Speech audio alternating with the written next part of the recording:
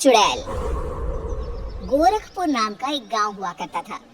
उस गांव में ज्यादा लोग नहीं रहते थे। उस गांव में एक गर्भवती विधवा औरत रहती थी।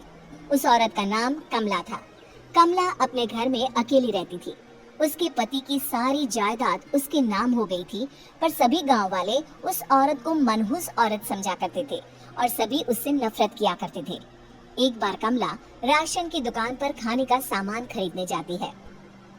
भैया जी, जरा 1 किलो दाल चावल देना। अरे हाय हाय हाय हाय हाय, अरे मनहूस औरत, मेरी दुकान में अपशगुन करवाने आ गई क्या? है, चल जा यहाँ से।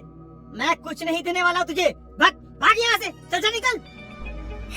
भैया जी, ऐसा मत कहिए। मैं गर्भवती हूँ, मुझे खाने की बहुत जरूरत है। मुझे खाना दे दीजिए। दुकानदार कमला को वहाँ से धक्के मारकर भगा देता है। तभी कमला रोते रोते उस गांव के किन्नरों के इलाके में आ जाती है। गांव वाले किन्नरों को उसी इलाके में रखा करते थे, क्योंकि वो लोग किन्नरों को पसंद नहीं करते थे और उनके इलाके में रहने से मना करते थे। तो किन्नरों ने उसी गांव में अपना एक इलाका बना लिया था। जब किन्नर लोग देखते हैं कि एक गर्भवती महिला रोते रोते उनके इलाके में आ गई है, तो सारे किन्नर कमला के पास जाकर उसका हाल पूछने लगते हैं। क्या हुआ बहन, तुम्हारी गर्भवती अवस्था में इतनी बुरी हालत कैसे? तुम रो क्यों रही हो? तुम डरो मत, हम तुम्हें कोई नुकसान नहीं पहुंचाएंगे। तुम शांत होकर सब बताओ कि हुआ क्या है। मैं कमला हूँ, मैं गांव के दूसरे इलाके से आई हूँ। 2 महीने पहले ही मेरे पति की मौत हुई है। मुझे गांव के लोग मनहूस मानते हैं, क्योंकि मैं विधवा हूँ और गर्भवती भी। वहाँ के लोग मुझे खाने के लिए कुछ बेचने के लिए भी तैयार नहीं, जिससे मेरा गुजारा नहीं हो रहा था। कोई बात नहीं कमला, हम तुम्हारा ख्याल रखेंगे। किन्नर लोग कमला को एक खाली घर में रहने के लिए जगह दे देते हैं और उसकी देखभाल भी करते हैं।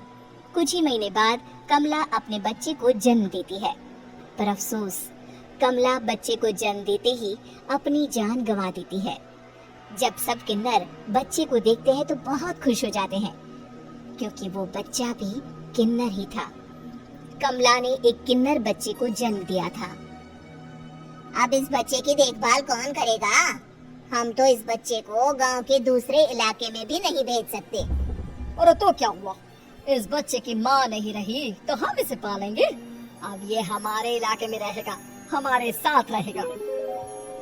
फिर वो किन्नर उस किन्नर बच्चे को गोद ले लेते हैं, उसका नामकरण कराते हैं। उस किन्नर बच्चे का नाम शक्ति रखा जाता है।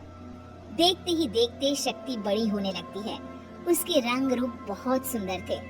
वो बहुत सुंदर किन्नर दिखती है। एक दिन शक्ति एक किन्नर से पूछती है, माँ जी सुनिए ना, ये गांव के दूसरे इलाके में भी तो लोग रहते हैं, तो हम वहाँ क्यों नहीं जाते? हम उनसे अलग क्यों रहते हैं? शक्ति, क्योंकि वो लोग हमारे जैसे नहीं, वो लोग हमें पसंद नहीं करते, इसीलिए हम उनसे अलग रहते हैं। क्यों? वो हमें क्यों पसंद नहीं करते? मुझे एक बार उस इलाके में जाना है, मैं एक बार वहाँ जाकर घूम कर आऊँ। शक्ति, खबरदार, जो तू उस इलाके में कभी भी गई तो अपनी जान नहीं गंवाना चाहती तो उस इलाके में कभी कदम भी नहीं रखेगी, समझी? इतना कहकर वो किन्नर वहाँ से चली जाती है। शक्ति उस किन्नर की बात सुनकर बहुत रोती है। माँ जी, ऐसा कैसे कह सकती है? उन्होंने इतनी सी बात के लिए मुझे इतना डांटा। अब तो मैं उस इलाके में जरूर जाऊंगी। फिर एक दिन शक्ति गांव के दूसरे इलाके में चुपके से जाती है। ये लोग तो हमारे जैसे ही इंसान हैं, तो ये हमसे नफरत क्यों करते हैं? जब शक्ति उस इलाके में पहुंचती है तो गांव के सारे आदमी उसके रूप से मोहित हो जाते हैं। वो लोग ये अंदाजा नहीं लगा पाते कि वो किन्नर है। शक्ति की सुंदरता देखकर सारे गांव वाले उसकी तारीफ करने लगते हैं। तभी गांव का चक्कर लगाने गांव के जमींदार का बेटा हर्ष वहां पहुंचता है। हर्ष भी दिखने में बहुत सुंदर होता है। जब हर्ष ने शक्ति को देखा तो वो भी उससे मोहित हो गया, और जब शक्ति की नजर हर्ष पर पड़ी तो वो हर्ष को देखकर मोहित हो गई। आपको पहले कभी इस गांव में देखा नहीं। इस गांव में आप नए हैं क्या? जी नहीं, वो मैं बस। तभी शक्ति बोलते बोलते रुक जाती है और मन में सोचने लगती है, अगर मैंने इनको बता दिया कि मैं दूसरे इलाके से आई हूँ तो वो समझ जाएंगे कि मैं किन्नर हूँ, इसलिए मुझे इनसे झूठ ही बोलना पड़ेगा। शक्ति हर्ष को कहती है, जी हाँ, मैं इस गांव में नई आई हूँ, यहाँ अकेली रहती हूँ। वैसे आप कौन है?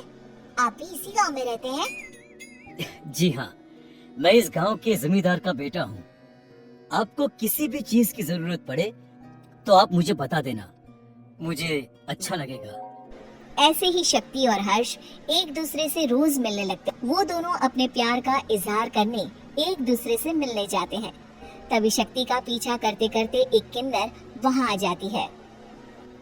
शक्ति, मैं तुमसे बहुत प्यार करता हूँ। मैं तुमसे शादी करना चाहता हूँ। क्या तुम मुझसे शादी करोगी? हाँ हर्ष, मैं तुमसे शादी करूंगी, पर मैं तुमको अपने बारे में एक सच्चाई बताना चाहती हूँ जो मैंने तुमसे छुपा कर रखी है। तभी उनके बीच में ही वो किन्नर आ जाती है। शक्ति, तेरी हिम्मत कैसे हुई ऐसा करने की? वो किन्नर शक्ति को खींचकर गांव के जमींदार के पास ले जाती है। हर्ष भी वहां शक्ति को बचाने के लिए पहुंच जाता है। जमींदार शक्ति और हर्ष के प्यार के बारे में सुनकर गुस्से में आ जाता है और शक्ति को गांव के बाहर निकालने की सजा देता है। शक्ति ये बात सहन नहीं कर पाती और कुएं में कूदकर अपनी जान दे देती है। जमींदार हर्ष की शादी गांव की एक लड़की से करवा देता है, पर हर्ष इस शादी से खुश नहीं होता। शक्ति अपना बदला लेने के लिए मरने के बाद किन्नर चुड़ैल बन जाती है। अब मैं इन गांव वालों को नहीं छोड़ूंगी, अब इनसे मैं अपने प्यार का बदला लूंगी। किन्नर चुड़ैल गांव वालों को परेशान करना शुरू कर देती है। एक बार वो रात को गांव के खेतों में पहुंच जाती है और वहां आग लगा देती है। सारी फसल जल के राख हो जाती है। जब एक आदमी रात को उठकर देखता है कि खेत में आग लग गई है तो वो वहां पहुंच जाता है। वो देखता है कि खेतों के बीचों बीच एक किन्नर चुड़ैल खड़ी है और वहां खड़े होकर ताली बजा रही है। गांव वाला किन्नर चुड़ैल को देखकर बेहोश हो जाता है। जब सुबह उस आदमी को होश आता है तो वो सीधा जमींदार के पास जाता है।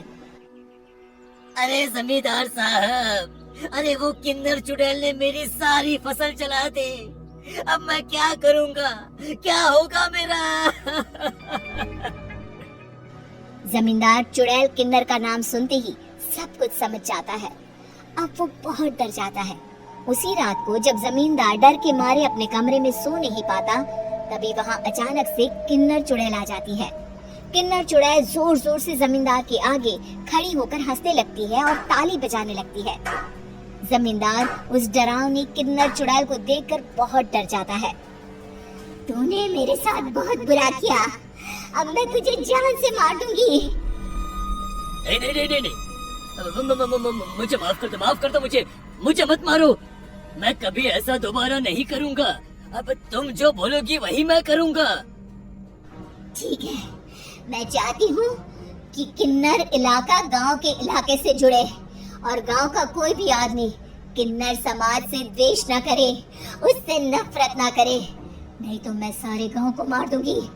और तुम गांव में एक नया कानून बनाओ कि अगर किसी ने भी किन्नर समाज को हानि पहुंचाने की कोशिश भी करी या इनसे भेदभाव करने की भी कोशिश करी तो उनको कड़ी से कड़ी सजा मिलेगी। हाँ, मैं ऐसा ही करूँगा। तुम जो बोलोगी वो मैं करूँगा, पर मुझे जाने दो प्लीज। तब वो किन्नर चुड़ैल वहाँ से चली जाती है। गांव का जमींदार किन्नर चुड़ैल का कहा मानते हुए दोनों इलाकों को एक कर देता है और नया कानून भी लागू कर देता है। तब से वहाँ किन्नर समाज और बाकी गांव वाले शांति पूर्वक रहने लगे। कहानी पसंद आई होगी? कृपया हमारे चैनल को सब्सक्राइब करें और सभी अपडेट्स के लिए बेल आइकन जरूर क्लिक करें। और हाँ, वीडियो लाइक और शेयर करना मत भूलिएगा। Bye bye.